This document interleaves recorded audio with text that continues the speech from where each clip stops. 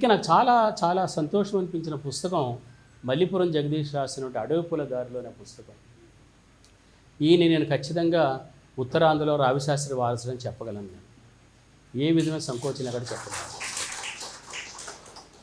జగదీష్ ఒక విధంగా చెప్పాలంటే నా కళ్ళ ముందే పుట్టి పెరిగిన అబ్బాయి అని చెప్పచ్చు.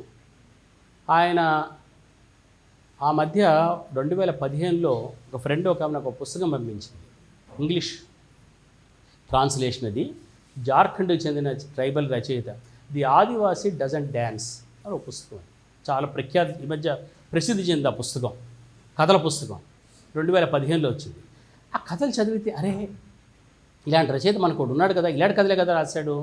ఎవరు అంటే జగదీష్. అప్పటికి శిలకోల పుస్తకం 2011లో వచ్చింది, జగదీష్ కథల పుస్తకం. జగదీష్ కథలు ఎవరైనా ఇంగ్లీష్లోకి అనువాదం చేస్తే ఈ ఈ ఆదివాసీ డజన్ డ్యాన్స్ అన్న పుస్తకానికి ఎంత పేరు వచ్చిందో పేరు వచ్చిండేది కదా అని అనుకున్నాను. తర్వాత ఒకళ్ళిద్దరు ఆయన కథల్ని ఇంగ్లీష్లోకి అనువదిస్తారు, వాటి ప్రసిద్ధి కూడా లభిస్తుంది. ఆ తర్వాత ఆయన గురి 2018లో గురి సంపుటి తీసుకొచ్చాడు. ఆయన గురి దగ్గరికి వచ్చేటప్పటికి శిలకోల్లో ఉన్నటువంటి ఒక విధంగా చెప్పాలంటే చిన్న పిల్లవాడు కొద్దిగా ఎదిగి కొద్దిగా ఇంకొద్దిగా కాన్ఫిడెంట్గా కథలు రాయడం మొదలుపెట్టాడు. అందులో ఆయన ప్రధానంగా ఈ కథల్లో, గురి కథల్లో కొంత పాత ఉంది, కొంత కొత్త ఉంది. అంటే కొంత భూషణం గారి కాలంలో కథలు ఉన్నాయి, కొన్ని జగదీష్ కాలంలో కథలు ఉన్నాయి. ఏమిటప్ప ఇలా ఉన్నాయి అంటే జగదీష్ ఒక మాట రాశాడు, గత వర్తమానం అని రాశాడు. అంటే అక్కడ వర్తమానం గత నుండి కలిసిపోయాయి. 2 నిమిషాలు తీసుకుంటాం. ఆ గత వర్తమానం నుంచి ఈ అడవి పూల దారిలో అనే 2023లో వచ్చిన ఈ పుస్తకం చాలా చాలా చాలా ముందుకు వచ్చిన పుస్తకం. నాకు చాలా ఆశ్చర్యం కలిగించిన పుస్తకం. ఏంటితను, ఎవరితను, అసలు ఒక మొట్టమొదటిది భాష, ఇంత సాధికారికత ఎట్లా సంపాదించాడు భాష మీద. ఇతను ఇంకా తెలుగు కష్టపడి చదువుకుని 10వ తరగతి పరీక్షలు పాస్ అవ్వడానికి కష్టపడే గిరిజన వాళ్ళు కాడు ఇతను. ఇందులో ప్రియమైన పాలకుడా, ప్రియ పరిపాలకుడా అని ఒక ఎపిసోడ్ రాశాడు ఆ పుస్తకంలో. అది ఒక రెడ్ ఇండియన్ అమెరికా ప్రెసిడెంట్కి రాసిన ఉత్తరం లాంటి ఉత్తరం అది. ఆ భాష చదవాలి, ఎట్లాంటి భాష అది అంటే ఆ భాష పట్టుబడడం వచ్చింది కాదది. తన సమస్య పట్ల అతను కలుగుతున్న ఆవేదన వల్ల అతనికి ఆ భాష మీద సాధికారిక సిద్ధించింది. ఆ పుస్తకం చదువుతూ ఉంటే నేను అండర్లైన్ చేసుకోవడం మొదలు పెడితే ఎన్ని అండర్లైన్ చేశాను చెప్పలే ఆ పుస్తకంలో. ఎందుకు నేను ఇందాక రావిశాస్త్రి గారికి ఈయన వారసుడు అని జగదీష్ని అంటున్నానంటే కొన్ని వాక్యాలు అరే ఇది రావిశాస్త్రి గారు పొరపాటున పార్వతీపురుడు కానీ మాటలు రాస్తున్నాడా అనిపించింది. ఒక చోట రాస్తాడైనా యుద్ధం అంటే ఏమిటి అని రాసి భయపడినోడు బల ప్రదర్శన చేయడమే యుద్ధం అని రాశాడు. అరే ఇది టిపికల్ రావిశాస్త్రి మార్క్ సెంటెన్స్ ఇది. భయపడిన వాడు బల ప్రదర్శన చేయడం యుద్ధం అని. మామూలు సెంటెన్స్ కాదు ఇది. తిరుగుబాటు లేకపోతే జరుగుబాటు లేదు.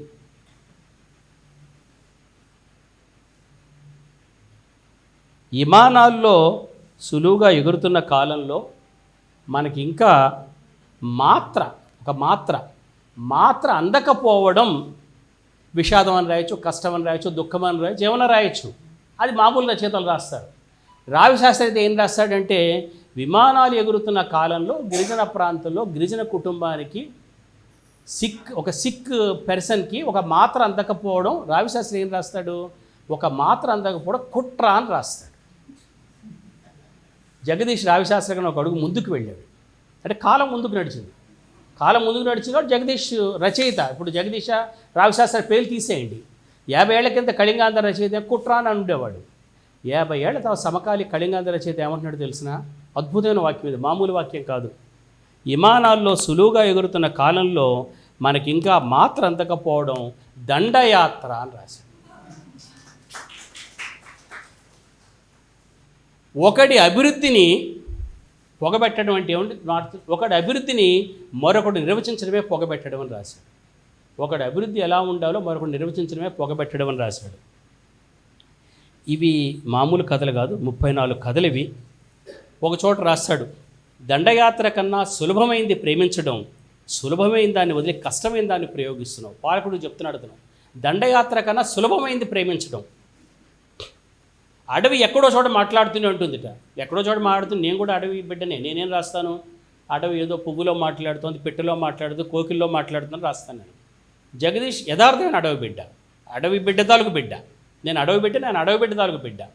ఆయన ఏమని రాస్తున్నాడు, అడవి ఎవరి ద్వారా మాట్లాడుతుందంటే వంచిన కావిడి పద్ధతి ద్వారా మాట్లాడుతుంది, అడ్డపొగ పెట్టుకున్న చుట్ట ద్వారా మాట్లాడుతుంది అని రాశాడు.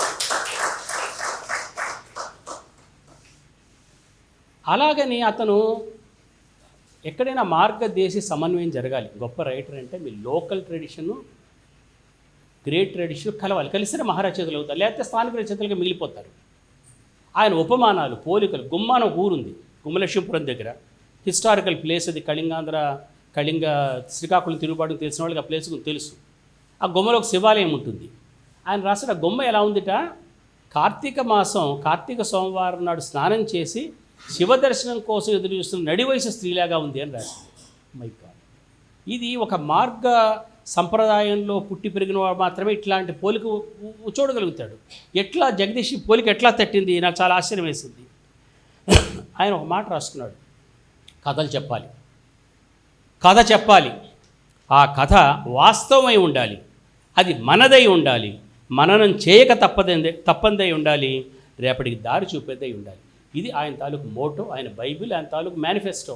కథ చెప్పాలి, ఆ కథ మనదై ఉండాలి, వేరేవాడి కథ కాదు, మననం చేయదగ్గదిగా ఉండాలి. ఒకసారి చదివేసిపోవడంగా చాలామంది అడుగుతారు నన్ను, కథాశిల్పం అంటే ఏమిటని అడుగుతారు. నేనేం చెప్తానంటే, మొదటిసారి ఏ కథ అయినా బాగానే ఉంటుంది, చదివి మళ్ళీ రెండోసారి కథ చదవాలి నీకు అనిపించింది అంటే దాంట్లో శిల్పం ఉందని గుర్తుపెట్టుకోవాలి. మననం చేయదగ్గదిగా ఉండాలట, మననం చేయదగ్గది ఉండాలి, రేపటి దారి చెప్పేదే ఉండాలి.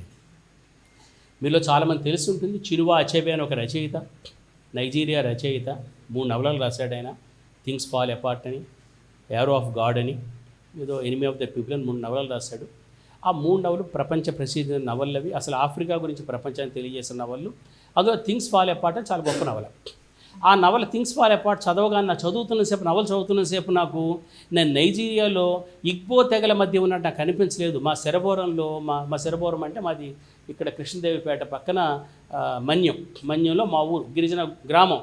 మా శరబోరంలో మా ఊళ్ళో మనుషులు చూస్తున్నట్టు ఎందుకు, మా శరబోరంలో దేవతల తాలూకు మరణాన్ని నేను కళ్ళారా చూశాను నేను. ఆయన నైజీరియన్ రచయిత థింగ్స్ ఫాల్ అపార్ట్లో గిరిజన దేవతల తాలూకు మరణాన్ని చిత్రించాడు ఆయన. జగదీష్ కథల్లో, ఈ కథల్లో, అడవి పూల దారుల కథల్లో దేవతల మరణాన్ని ఆయన చిత్రించాడు. ఆయన దేవతలు చూశాడు. ఆయన రాశాడు, ఏం రాశాడు, ఇప్పపూలు ఎండబెట్టిన వీధిలో నడుస్తూ ఉంటేట, ఇప్పపూలు ఎండేసిన దారి ఎలా ఉంటుందంటేట దేవతలు నడిచిన దారిలాగా ఉంటుంది. జగదీష్ తెలియపోయి ఉండొచ్చు. నేను ఒక పునర్యానంలో కవిత రాశాను, గవర్నర్ చదువుకుంటాడు. ఒక పోయం రాశాను, ఏమిటంటే కొంతమంది దేవతలు ఇప్పుడు సవర ఇళ్లల్లో ఎడిసింగని బొమ్మ వేస్తారు, వేసి ఆ దేవతలను ఆవాహన చేస్తారు ఆ బొమ్మకి.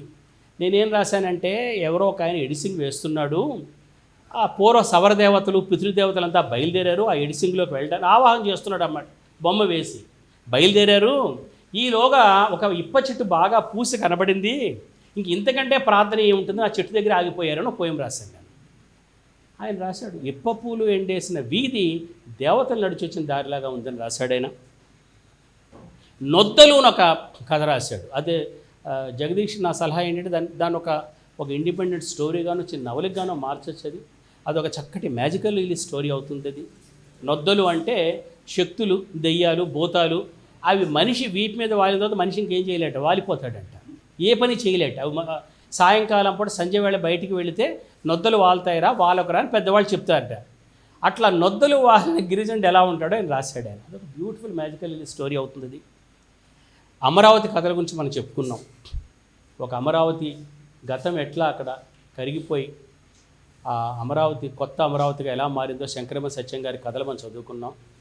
ఒక అమరావతి కథల్లాగా పార్వతీపురం మన్యాన్ని చిత్రించిన కథలు, అడవిపూల దారిలో కథలు, అద్భుతమైన కథలు. జగదీష్కి నా సూచన ఏమిటంటే, జగదీష్ మీరు నవలు రాయాలి, 1000 పేజీల నవలు రాయాలి. అమృత సంతానం లాంటి నవలు రాయాలి. అమృత సంతానం ఎక్కడ ఆగిపోయింది, మరి ఎక్కడి నుంచి మొదలు పెట్టాలి మీరు. ఎందుకంటే ఆ జగదీష్ కథలన్నింటిలో కూడా 3 దశలు చిత్రించాడు ఆయన. ఏది చెప్పినా 3 స్టేజెస్. అప్పు 50 ఏళ్ల కింద అప్పు స్వరూపం ఎలా ఉంది, 25 ఏళ్ళకి ఎలా ఉంది, ఇప్పుడు ఎలా ఉంది. రోడ్డు 50 ఏళ్ల కింద ఎలా ఉంది, 25 ఏళ్ళకి ఇప్పుడు ఎలా ఉంది. జీడి మొక్క 50 ఏళ్ల కింద ఎలా ఉంది, 25 ఏళ్ళకి.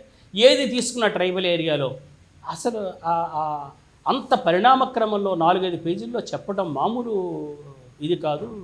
నిజంగానే ఈ ముగ్గురులో నాకు చాలా ఎక్కువ బాధ కలిగించిన రచయిత ఎవరంటే జగదీష్. ఎందుకంటే శైశవం పూర్తిగా పోయింది రచయితకి, అమాయకత్వం పూర్తిగా పోయింది రచయితకి. ఆ సురేంద్రశీలం కథల్లో అమాయకత్వం ఉంది, ఇంకా ఇన్నోసెన్స్ ఉంది. ప్రపంచం పట్ల ప్రపంచం ఇంకా అతను పూర్తిగా గాయపరచలేదు. కానీ ప్రపంచం పూర్తిగా గాయపరిచిన తర్వాత, రక్తం ఓడిపోయిన తర్వాత ఆ మనిషి ఎంత ఇదవుతాడో అదంతా కూడా ఆ మెచ్యూరిటీ అందాం. ఇంత మెచ్యూరిటీ ఉందో సంతోషించాలా, లేదు అయ్యో ఈ గిరిజన బాలుడు తన శైశవాన్ని నష్టశైశవం అయిపోయింది అతనికని బాధపడాలని నాకు తెలియలేదు. ఏమైనప్పటికీ ముగ్గురు కథకులు 3 కథా సంపుటాలు, మొత్తం ఆంధ్ర ప్రాంతానికి, తెలంగాణ ప్రాంతానికి, 2 రాష్ట్రాలకి, తెలుగు మాట్లాడే ప్రాంతాలకి 3 ప్రతినిధులు ఎంపిక చేసి రావిశాస్త్రి గారి పురస్కారం వాళ్ళకి ఇవ్వడం, రావిశాస్త్రి గారిని గౌరవించినట్లుగా భావిస్తూ ఉన్నాను నేను. మరొకసారి కుమార్ కూరప్రాజు గారిని అభినందిస్తూ సెలవు తీసుకుంటాను.